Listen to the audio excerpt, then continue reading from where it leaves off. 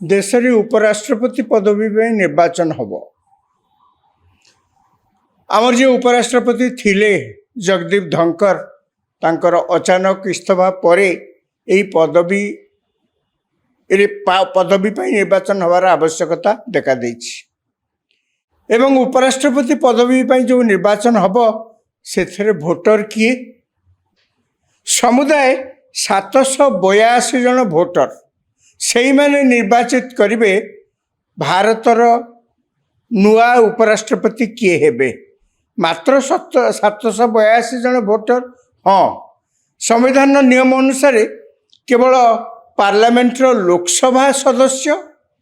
एवं राज्यसभा सदस्य से माने ही केवल उपराष्ट्रपति निर्वाचन पर भोट दे पारिबे, आउ कई दे पारिबे नाही। तेणु बर्तमान देखा जाउची जे लोकसभा रे जेतिकी समुदाय सदस्य अछंती एवं राज्यसभा रे जेतिकी समुदाय सदस्य अछंती तांको संख्या मिसेले 782। ताले 782 जदि लोकसभा रे अछंती 542 जन सदस्य एवं राज्यसभा रे अछंती 240 जन सदस्य। तामाने एथुर जना पड़ची जो प्रार्थी जदि कंटेस्ट हुए मुझे कथा को पर आसबी जो प्रार्थी 392 खंड भोट पाइबे से जीति अधारू अधिका। एवं एठारे मु कही रखे उपराष्ट्रपति पदवी पर जो निर्वाचन हुए सेठी राष्ट्रपति पदवी पर जमती निर्वाचन हुए जे गोटे भोटर मूल्य राज्य वारी अलग अलग मूल्य अर्थात जड़े एमएलए एठी जदि भोट दियंती ओडिशार से भोटर मूल्य जहा उत्तर प्रदेश जड़े एमएलए जिते भोट देवे से मूल्यर भोट से भोटर मूल्य अलग किंतु उपराष्ट्रपति पदवी पाई जी भोट देले तांकर गोटे भोट जी भोट देले तांकर गोटे भोट से लगी मु कहली 50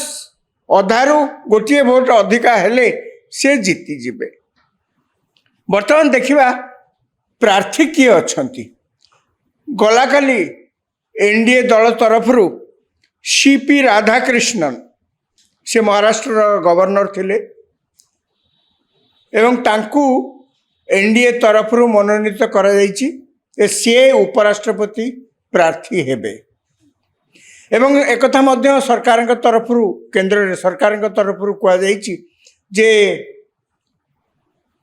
विरोधी दल सहित सहमति आने आमे आलोचना करूँ जहाँ फल कि सहमति भित्तिर आउ निर्वाचन न होइकरी उपराष्ट्रपति पदवी पर निर्वाचन शेष हो कौन से कंटेस्ट हेनी भोट हेनी कि ना किंतु आज देखा जाउछि जे इंडिमेंटर कांग्रेस नेतृत्वाधीन इंडिमेंट से माने आज बैठक करथिले दिल्ली रे एवं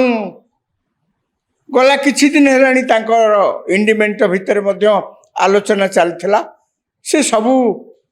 आलोचना परे आज कांग्रेस दलर सभापति मल्लिकार्जुन खड़गे से घोषणा करी कहले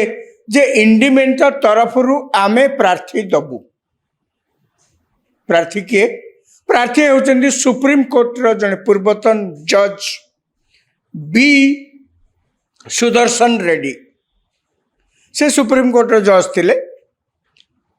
यही पदवी पे निश्चित भाव में जन योग्य व्यक्ति से सन्देह नहीं एवं तांकु जेतबेले पचारले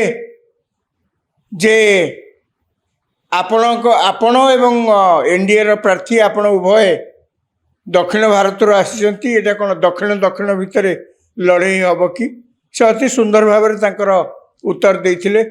से कहले आमे प्रथमे भारतीय शेष रे भी भारतीय दक्षिण उत्तर रो कोनसी प्रश्न नहीं एठी आमे होचु भारतीय प्रथमे भारतीय शेष रे भी भारतीय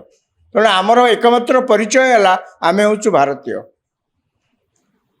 खूब सुंदर भाव से प्रश्न को उत्तर प्रश्न उत्तर रखिंट किंतु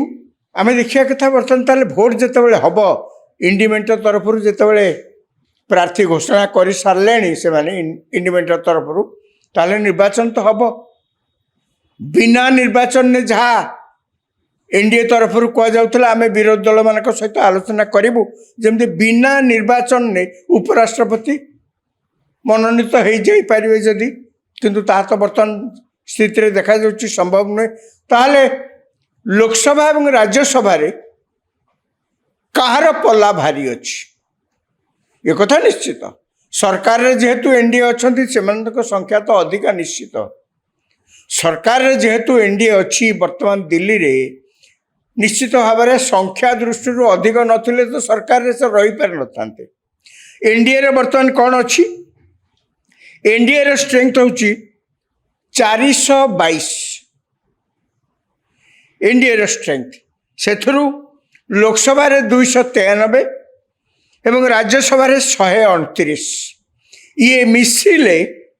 समुदाय होचंती 422 अर्थात एनडीए रो प्रार्थी जीतिवा पाई जो कि समय आगुरी आम जहाँ कहते जे मोट लोकसभा एवं राज्यसभार सबु प्रार्थी को मिसई देले 782 एवं जी 392 रु अधिका भोट रखिए 392 ताठू अधिका रखिए से विजयी हेले बोली घोषणा करा जिवो किंतु वर्तमान देखा जाउची एनडीए पाखरे 422 एमपी समर्थन अच्छी तेणु एनडीए रो प्रार्थी सीपी राधाकृष्णन बिना कौनसी बाधारे यही निर्वाचन ने विजयी हवा स्वाभाविक किंतु कथा होची अपोजिशन बा विरोधी दल एमाने कौन जानी नथिले।